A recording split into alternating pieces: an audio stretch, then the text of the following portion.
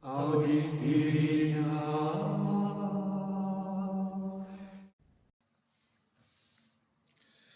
El libro del profeta Nahum, oráculo sobre Nínive. Libro de la visión de Nahum de Elcós. Este es el título del libro de Nahum, en el primer versículo del mismo. Se indica ya aquí el tema principal del libro, un libro pequeño de 3 capítulos en nuestras Biblias, el tema de la ruina de Nínive. Esta ruina en el libro es anunciada y descrita con una capacidad literaria que la hace presente de modo muy vivo. La ruina se describe propiamente de 2:4 a 3:19, es decir, hasta el final del libro. Aquí Nahum se muestra como uno de los grandes poetas de Israel. Nos dice la introducción de la Biblia de Jerusalén a este libro. Pero esta ruina de Nínive, tan vivamente presentada, es la segunda parte del libro. Está precedida por una primera parte, constituida por una especie de salmo sobre la cólera de Yahvé contra los malvados, con sentencias proféticas, en donde se contrapone el destino de Asiria, Asur, llamada también, y la salvación del reino de Judá. La primera parte de 1:2 a 2:3. Suena así el inicio: Dios celoso y vengador Yahvé y rico en ira. Se venga Yahvé de sus adversarios, guarda rencor a sus enemigos. Yahvé tardo a la cólera, pero grande en poder, y a nadie deja impune Yahvé. En la tempestad y el huracán camina, y las nubes son el polvo de sus pies. Amenaza al mar y lo deja seco, todos los ríos agota. Languidecen el Basán y el Carmelo, la flor del Líbano se amustia.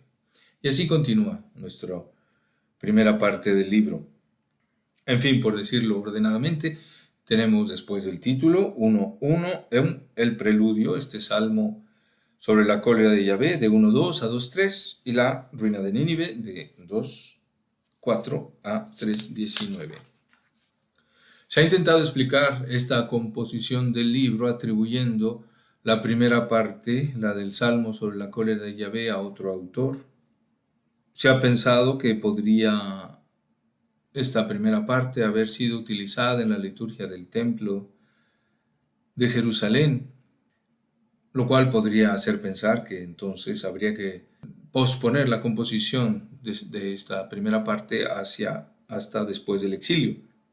No hay pruebas suficientes de ello, y más bien hay una evidencia. La primera parte es una buena, profunda y adecuada introducción para la terrible segunda parte de la ruina de Nínive. Nínive cayó el año 612 y en torno a este evento se puede pensar que tuvieron origen los oráculos de Nahum. En ese año los pueblos dominados por Asiria, Asur, se rebelaron y destruyeron la capital. Terminaba así el imperio asirio y empezaba el reino de Babilonia. Una palabra sobre esta ciudad de Nínive, conocida en la Biblia por el libro de Jonás, pero ya mencionada en Génesis 10, a propósito de la descendencia de Noé. La caída de Nínive y la de Asiria significaba un cambio enorme. Después de haber gobernado Asiria durante más de 6 siglos, desde el Cáucaso y el Caspio hasta el Golfo Pérsico, Asia Menor y Egipto, caía el imperio asirio y Nínive desaparecía después de un breve tiempo de esplendor. Porque, aunque se tienen noticias de esta ciudad desde el año 1800, fue solo en el 700, en el año en el que el rey Sennacherib convirtió a Nínive en la capital del reino de Asiria y la convirtió en la magnífica ciudad de la que tanto se han ocupado los arqueólogos. El palacio, los acueductos, canales. Es de esta ciudad de la que dice Jonás que se necesitaban 3 días para recorrerla. El hecho es que la brillante capital duró poco más de 80 años. El año 612, babilonios y medos se aliaron de nuevo para el asalto de la ciudad y fue inevitable su caída. El imperio asirio llegó al final cuando babilonios y medos se repartieron sus provincias. Podemos recordar que el año 2015 los restos arqueológicos sufrieron muchos daños por un ataque terrorista. Esto sobre la ciudad, pero volviendo al libro de Nahum, se siente en él la pasión de Israel contra su enemigo, Asiria, su enemigo desde el siglo VIII. Su caída en el año 612 alimentó la esperanza del pueblo de un renacimiento. En plena reforma del rey Josías, una reforma religiosa, Josías, rey de Judá, centralizó el culto en Jerusalén para evitar que los cultos en otros templos llevaran a la idolatría.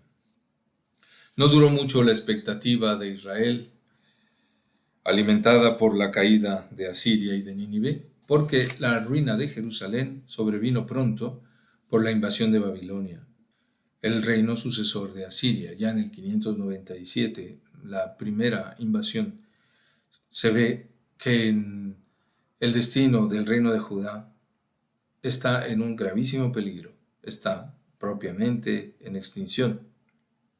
En el versículo primero del segundo capítulo, encontramos una imagen que repite el segundo Isaías 52:7, para describir la llegada de la salvación. He aquí por los montes, dice Nahum, los pies del mensajero de buenas nuevas, el que anuncia la paz. Celebra tus fiestas, Judá, cumple tus votos, porque no volverá a pasar por ti Belial. Ha sido extirpado totalmente. Pues Yahvé restablece la viña de Jacob como la viña de Israel. Devastadores la habían devastado, habían destruido sus sarmientos. He leído así juntos el versículo 1 y el versículo 3 del segundo capítulo, porque parece claro que el versículo segundo hay que ponerlo después en este caso, después del tercero. Así advierte ya la edición actual de la Biblia hebrea, que aunque el orden de los versículos, el orden que indica la numeración, impondría una lectura, en realidad hay que pasar el segundo versículo adelante del tercero. Probablemente esto se debe a un descuido del copista, cuyo códice tenemos a disposición. Así pues, en 2:1-3, saltándonos el versículo segundo, encontramos la promesa de salvación. Y no hay más promesas de salvación en todo el libro. No hay motivos para decir que entonces esto no es de Nahum, puesto que él en su libro más bien la preponderancia la tiene en la amenaza y la destrucción. No, porque siempre, siempre se trata de la salvación del reino de Judá. En la descripción de la venganza sobre Nínive, nos dice de nuevo la Biblia de Jerusalén, se siente vibrar la pasión de Israel contra Siria, el enemigo desde hacía más de un siglo, y se oye cantar a las esperanzas que despierta su caída. Desde luego, una especie de nacionalismo violento en el que no se vislumbra todavía la salvación universal del Evangelio, tampoco como es anunciada ya en el Antiguo Testamento, principalmente en la segunda parte de Isaías. La ruina de Nínive es un juicio que castiga al enemigo del plan divino, al opresor de Israel y de todos los pueblos. Adrienne von Speyer nos puede ayudar a la lección divina con este libro. Ella ve en la misión de Nahum lo que hemos dicho también a propósito de otros profetas, la necesidad de discernir entre el profeta en medio de su misión y los oráculos como contenido de la misión. Porque de Nahum no sabemos nada, aunque sus contemporáneos lo hayan conocido. Nahum debe decir cosas terribles y desaparecer en ello como personalidad. Nahum hace presente la ira de Dios y no tiene que representar en sí mismo el poder de Dios, como por ejemplo hace Elías, que él mismo es encarnación del poder de Dios. En el caso de Nahum, el poder de Dios está en el mensaje. El profeta toma nota, ni se asusta ni se alegra, no muestra lo que siente. Él es objetivado hasta no ser sino solo y definitivamente una voz profética. Para Adrienne von Speyer, este es un ejemplo importante para la obediencia de los cristianos, en donde a veces también la objetividad de la obediencia parece no tomar en cuenta a la persona que debe cumplirla, que debe obedecer, sino que absorbe todas sus fuerzas. Esa idea de Jesucristo como instrumentum, que dice instrumento de propiciación, que dice la primera carta de San Juan y también San Pablo. A veces la obediencia tiene este carácter cuasi instrumental, que no debería ofender a nadie porque en el amor uno se deja utilizar por el amado. Sobre el contenido de la profecía, de nuevo Adrien von Speyer, el contenido que es la destrucción de la ciudad, el acento más fuerte recae sobre la debilidad de la ciudad, la inutilidad de la resistencia humana contra la voluntad de Dios. No es la debilidad que se pliega a la voluntad del fuerte, es la debilidad del que quiere oponerse al fuerte, del que quiere oponerse a Dios. Por tanto, es también debilidad como castigo. La fuerza de los habitantes de la ciudad residía en sus pecados. Ellos han usado su vigor, su astucia, contra Dios y sus mandamientos, y así deben experimentar paso a paso la realidad de la profecía en todo su terror, y son afectados por una debilidad que paraliza toda resistencia eficaz. Nahum presenta esta debilidad, esta inutilidad de la resistencia de Nínive con imágenes diversas, y que indican siempre el vano intento de defender la ciudad y salvar la vida. Así, la criatura de Dios a la que Dios da conocimiento y fuerza se hizo inservible al desobedecer a Dios. Para nuestra lección divina puede ser también importante la observación de Adrien von Speyer de que las acusaciones con imágenes apocalípticas son como una advertencia duradera que la antigua alianza hace llegar a los cristianos por medio de sus profetas. Los cristianos no podemos dejar de lado esta profecía, porque el Hijo de Dios no lo hace.